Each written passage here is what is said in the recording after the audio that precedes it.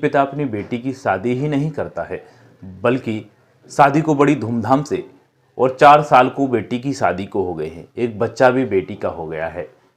लेकिन एक दिन बेटी ससुराल से मायके के लिए निकलती है, रास्ते में ही बेटी का मर्डर हो जाता है, खून हो जाता है। वाकई में आज की जो घटना है दोस्तों, दिल को झकझोर देने वाली घटना है, इंसानियत को शर्मसार करने वाली घटना है। दोस्तों नमस्कार, आदाब, सत श्री अकाल। आज की जो सच्ची घटना मैं प्रकाश सुनाने जा रहा हूँ, ये सच्ची घटना है उत्तर प्रदेश के गोरखपुर जिले के अंतर्गत कैंपियरगंज थाने की। सुबह के 7 बजे एक लड़का कॉल करता है पुलिस को, बताता है कि एक लड़की रोड पर पड़ी हुई है, मोहम्मदपुर रोड पर नवा के पास, और उसके साथ में एक बच्चा है। पुलिस आनन फानन में घटना स्थल पर पहुंचती है और जांचती है, चेक करती है कि ये लड़की आखिर कौन है। इतने में एक साइकिल से एक लड़का वहां पर पहुंचता है और रोने लगता है। पुलिस को समझने में देर नहीं लगती है कि हो सकता है ये लड़का इसका कोई रिलेशन वाला है।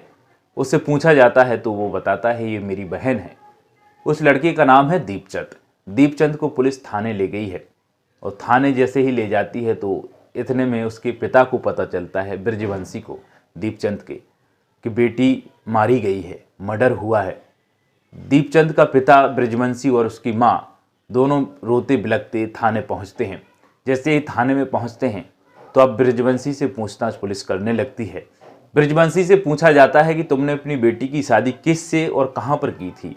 तो ब्रजवंशी बताता है, मैंने अपनी बेटी की शादी आज से लगभग 5 साल पहले दिनेश से की थी, जो गुलहरी थाने के अंतर्गत सरहरी गांव का रहने वाला है। जब पुलिस ब्रजवंशी को और उसके बेटे दीपचंद को लेकर के सरहरी गांव पहुंचती है, शीला के सास ससुर से पूछताछ होती है। तो शीला के सास ससुर जो बताते हैं कि एक व्यक्ति है जिसका नाम है दुर्गेश। दुर्गेश बताता है, मैं शीला का भाई हूँ, मुंह बोला भाई हूँ। वो आता रहता है। करीब 11 बजे वो लेकर गया है 22 तारीख को, और मायके गई थी शीला। इस बात को दीपचंद ने सुना कि दुर्गेश आया था। दुर्गेश कोई और नहीं था, ऐसा निठल्ला, ऐसा बदमाश अय्यास नाम का लड़का था। दीपचंद जैसे ही सुनता है तो दीपचंद समझ जाता है, पुलिस भी समझ जाती है। दीपचंद को लेकर के पुलिस अब दुर्गेश के घर पर जाती है, उसके माता पिता से पूछती है। उसके पिता का नाम है दूधराज। जैसे ही दूधराज से पुलिस पूछताछ करती है कि दुर्गेश कहाँ हैं, तो दूधराज बताने लगता है कि वो तो किसी रिश्तेदारी में बोलकर गया है, कल निकला था वो। तो जब पुलिस को पूरा शक हो जाता है, अब दुर्गेश का जो नंबर है, मोबाइल नंबर है, उसको सीडीआर पर लगाया। सीडीआर में खंगाला गया, देखा गया तो दुर्गेश की काफ़ी लंबे समय से शीला से बातचीत होती थी। जब शीला से बातचीत होती थी तो दुर्गेश को पकड़ा गया, दबोचा गया। पकड़ने के बाद दुर्गेश से पूछताछ की गई, सख्ती से पूछताछ की गई, तो दुर्गेश ने बड़े ही आसानी से बता दिया, हाँ मैंने मारा है शीला को। जब शीला को मारने की पूरी कहानी दुर्गेश बताता है तो सभी हैरान रह जाते हैं।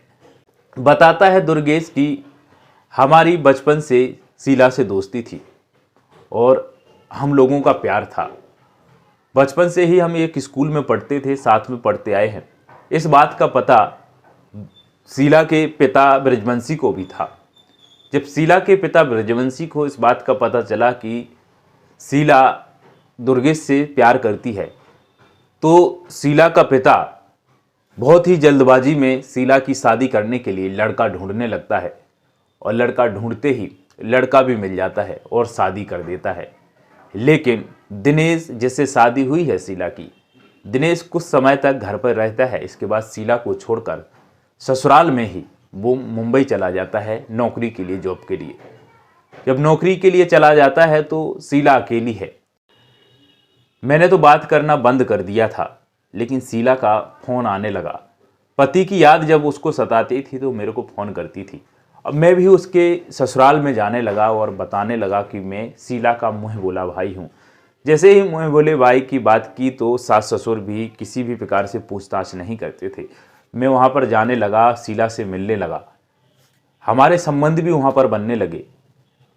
कई बार शीला प्रेग्नेंट भी हुई, लेकिन इसी बीच एक बच्चा भी हो गया शीला का। जो बच्चा है वो मेरा है। लेकिन शीला की अपने पति दिनेश से दूरियां धीरे धीरे शुरू हो गईं और दुर्गेश से बोलने लगी कि हमें अब तुमसे शादी करनी है। शादी के लिए जब शीला बोलने लगी, दुर्गेश बोलता था कि मेरे मम्मी पापा नहीं मानेंगे, मेरे परिवार वाले नहीं मानेंगे। इसके लिए बोलने लगी शीला कि तुम्हें अपना अलग से घर बना लेना चाहिए, घर बनाओगे इसके बाद हम दोनों साथ रहेंगे। लेकिन दुर्गेश बोलता है कि मेरे पास तो इतने पैसे नहीं हैं जिसकी वजह से मैं घर बना पाऊँ। शीला किसी भी प्रकार से 1 लाख रुपए की व्यवस्था करती है, बोलती है ये 1 लाख रुपए हैं, कोई ज़मीन ले लो, थोड़ा बहुत पैसा करके एक घर बना लो। दुर्गेश पैसे तो ले लेता है लेकिन पैसे को उड़ा देता है, अय्याशी में खर्च कर देता है। इसके बाद शीला फिर से प्रेशर बनाने लगी कि शादी कब करोगे, पैसे जो दिए थे वो तुमने उड़ा दिए हैं। यहाँ शीला इंतजार कर रही थी कि दुर्गेश घर बना करके जल्दी से जल्दी मेरे से शादी कर लेगा, लेकिन ऐसा नहीं हुआ। एक दिन शीला खुद बोलने लगी 7 बजे कॉल करके 22 तारीख को कि दुर्गेश तुम्हारी याद सता रही है, अब क्या करें। इतने में दुर्गेश भी बहुत परेशान था, इतना परेशान हो गया था कि सोचने लगा था कि ये यदि रास्ते से नहीं हटेगी तो मेरी भी बदनामी होगी, ये सभी को बता देगी कि दुर्गेश को 1 लाख रुपए भी दिए हैं। इधर दुर्गेश से शीला की नज़दीकियाँ इतनी बढ़ गई कि शीला दुर्गेश के बिना रहना नहीं चाहती है, दिनों दिन प्रेशर दबाव दे रही है साथ में रहने के लिए। दुर्गेश परेशान है, उसके दिमाग में एक षड्यंत्र आया कि इसको हटाना चाहिए रास्ते से। तो दुर्गेश का एक दोस्त है जिसका नाम है अवधेश। अवधेश पर पहले से ही कई मुकदमे चल रहे हैं। जब अवधेश से बोलता है कि ऐसी ऐसी बात है कि हमें शीला को ठिकाने लगाना है। अब इसी बीच में शीला का दुर्गेश के लिए फ़ोन आता है 22 जनवरी 2023 को सुबह 7 बजे। तो दुर्गेश तुरंत बोलता है कि मैं आ रहा हूं तुम्हें लेने के लिए। और 10 बजे के करीब वो पहुंच जाता है शीला के ससुराल में। शीला को वहां से 11 बजे लेकर आता है दिन में। उद्देश्य से शीला को लाया, उस उद्देश्य के लिए शीला को ठिकाने लगाना है। पूरे दिन भर उसने घुमाया, पूरे दिन भर होटल में ले गया, खाना खिलाया, बैठाया। घुमाने के बाद जैसे ही शाम हुई, मोहम्मदपुर से वो निकलता है और करीब रात के 10 बजे गाड़ी को रोकता है, बाइक को रोकता है। शीला पूछने लगती है कि क्या कर रहे हो, तो वो बोलता है कि बाथरूम करना है। इतना बोलता है, वो जाता है। इतने में शीला के ऊपर एक गोली चला दी जाती है उसके सीने पर।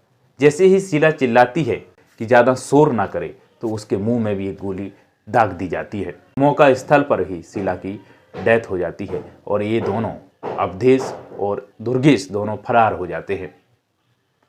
इस प्रकार से जैसे ही घटना पुलिस सुनती है दुर्गेश के मुंह से, तो सभी हैरान रह जाते हैं, परेशान हो जाते हैं कि आखिर इस प्रकार का इंसान भी हो सकता है क्या।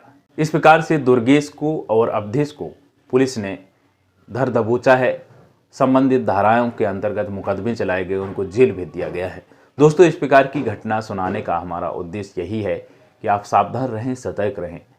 किसी के भी साथ किसी भी प्रकार की घटना हो सकती है। क्रिमिनल आपका नज़दीकी भी हो सकता है, दूर का भी हो सकता है। इसलिए अपने परिवार का ख्याल रखिएगा। दोस्तों, हमारी मुलाकात अगली कहानी में होगी। तब तक के लिए नमस्कार।